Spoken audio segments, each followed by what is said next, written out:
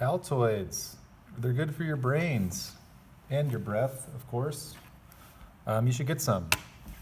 All right, today we're going to be solving equations.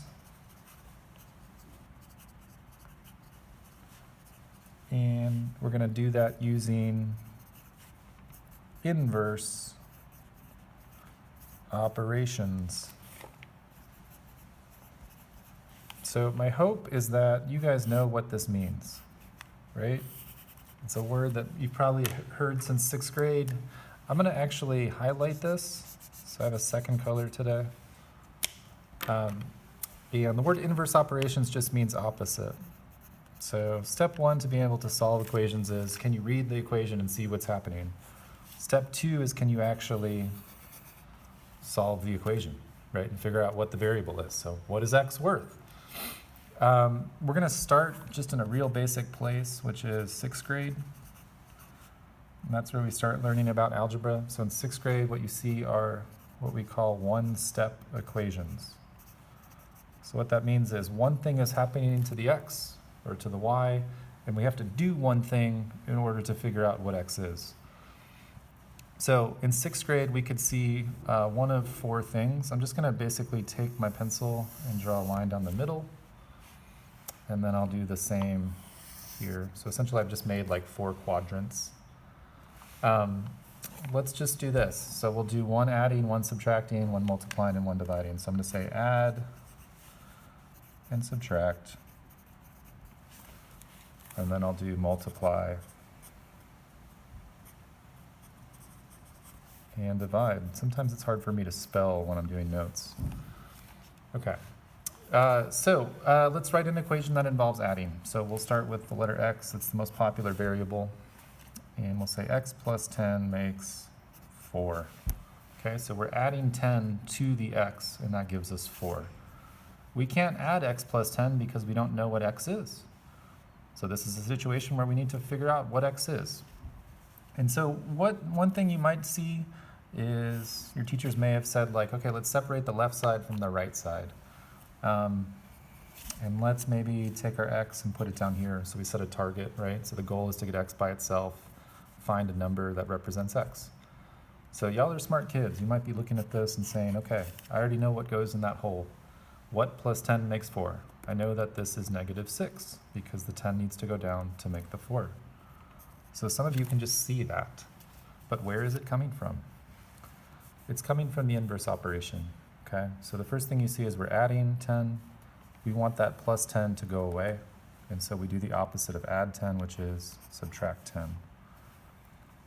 Now, because there's some balance here, right? That's what equals means. It means the left side is equal to the right side. If you change the left side, you need to change the right side in the same way. So I'm going to subtract 10 on that side as well. Okay? What we're doing here, this is the inverse operation. So it's the opposite of whatever you see that's happening to the x. That's what we do to both sides. When you do plus 10 minus 10, what that does is it cancels out. But then this 4 minus 10, we can do that math. So you can plug that in a calculator, 4 minus 10, you can do it in your head. This is where the -6 comes from, okay? So when we see add, right, your brain thinks subtract. And just to be clear, that's the inverse operation, okay? So then, same idea here, right? You see subtract. As soon as we read it, our brain is thinking we want to add it to solve. So we want to add whatever's happening to the x. So in this situation, right, we could say something like x minus 9 makes 5. So let's just identify what we're looking for, the x. I want to set a left side and a right side. I want to get x by itself. Remind your brain that's what we're doing, right? And so the goal is to figure out what is x worth. So x is being subtracted by 9. We can't do that because they're not the same. This is a letter and this is a number. So the opposite of subtract 9 is add 9. So we're going to do that to make this 9 go away. But when we do this on the left side, we have to do it on the right side. The cool thing is that now cancels, and 5 plus 9 makes 14, right? So when we see subtraction, we add in order to get x by itself. This plus 9 was the inverse operation that we used to solve for x. So hopefully this is making you remember some things from when you were younger. Hopefully it's maybe adding to or providing some clarification. Multiplying we can see in different ways, so I'll just show it both ways. So you could see something like this, x times, let's say 4, makes 48, which is something basic, right? So we're using easy numbers. Another way to show this though is just, we take this x times 4 and we flip it, and we push those two things together. So we could say that 4x's equals 48, right? So some teachers in middle school might have you put a little dot right there just to show the multiplication.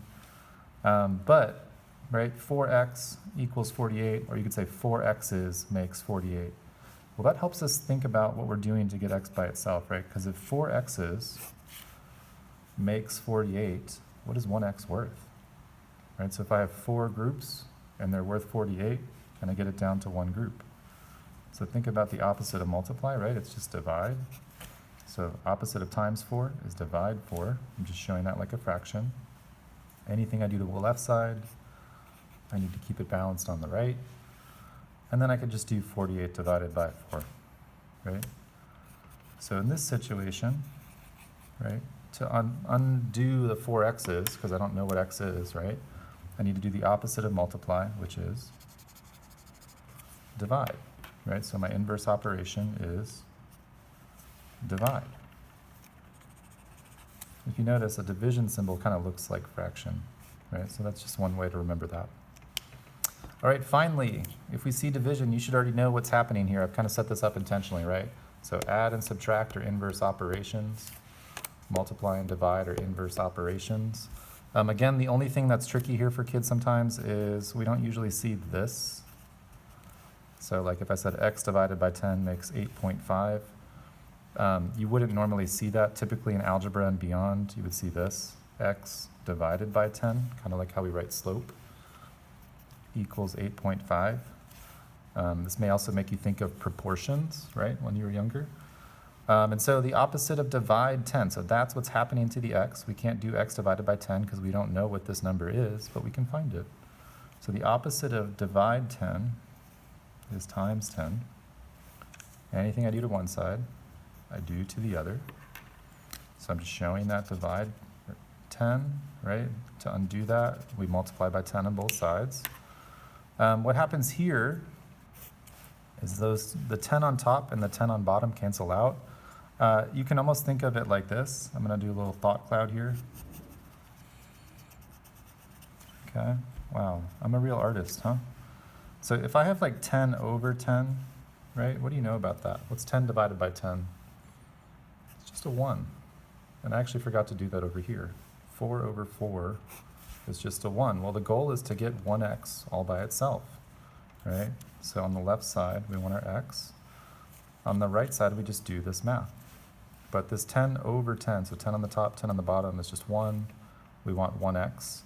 And then 8.5 times 10, I'm just going to shift that decimal to get 85. So this is one-step equations. Everything you need to know about 6th grade math, algebraically, is right here.